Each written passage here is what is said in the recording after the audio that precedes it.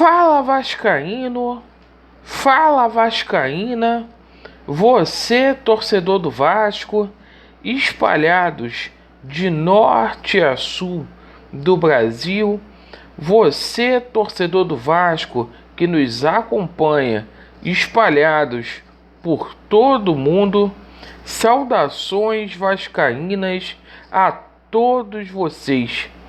Primeiramente, um dia abençoado, um casaca no seu coração. Eu peço a todos que ainda não são inscritos aqui no nosso canal para se inscrever, deixe o seu like ou o seu dislike e, por favor, ativem o sininho para vocês receberem as notificações relativas ao nosso conteúdo. Meus amigos, neste vídeo iremos falar sobre o papelão que aconteceu ontem lá no Castelão. A situação do Vasco está muito delicada no Campeonato Brasileiro. Não adianta apenas criticar, a gente tem que encontrar soluções nesse momento tão difícil e a gente vai falar aí sobre a situação política do Vasco da Gama. Perfeito? Amigos, impossível descrever a tragédia que aconteceu ontem no jogo entre Fortaleza e Vasco da Gama. De um lado, uma equipe que tinha como intuito sair da zona da confusão. E o Vasco da Gama, por sua vez, jogou como se fosse um bando. Vários erros individuais fizeram com que o Vasco saísse derrotado e goleado. Um verdadeiro vexame. Com isso, o Vasco da Gama continua na 17ª colocação com 37 pontos e a equipe do Bahia também está com 37 pontos. Acho que essa última vaga aí é entre Vasco e Bahia. O Vasco tem um jogo muito complicado contra a equipe do Internacional. O Internacional que perdeu para o Sport num jogo pouco provável. É uma decisão de campeonato para o Sport. O Sport vem para o Rio de Janeiro mordido. E a esperança é que o Bahia vai ter um jogo muito difícil contra a equipe do Atlético Mineiro lá em Minas Gerais. Bom, meus amigos, não adianta apenas criticar. Já foi. Não tem como a gente contratar jogadores nesse momento. O momento agora é da gente tentar encontrar soluções. Se o Vasco cair, meus amigos, moralmente ninguém recupera mais o Vasco.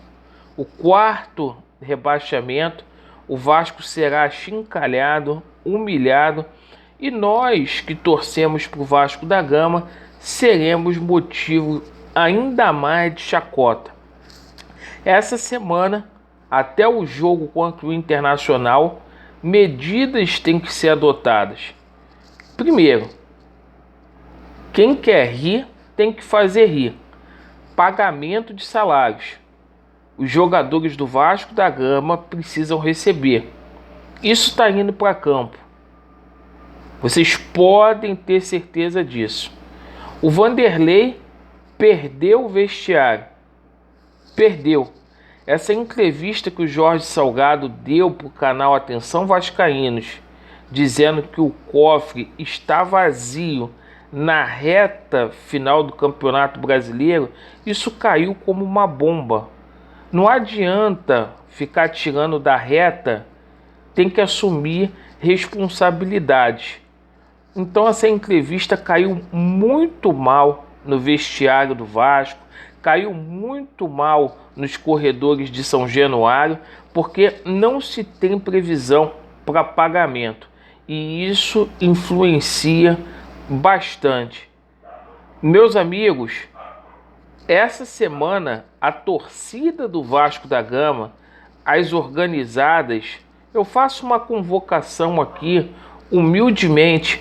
É necessário que vocês se mexam, que vocês invadem o centro de treinamento. Alexandre, você está fazendo apologia à violência? Não, meus amigos, não tem outro jeito. Para esses jogadores do Vasco terem ânimo, vide aí o que o Castan falou ontem depois do jogo.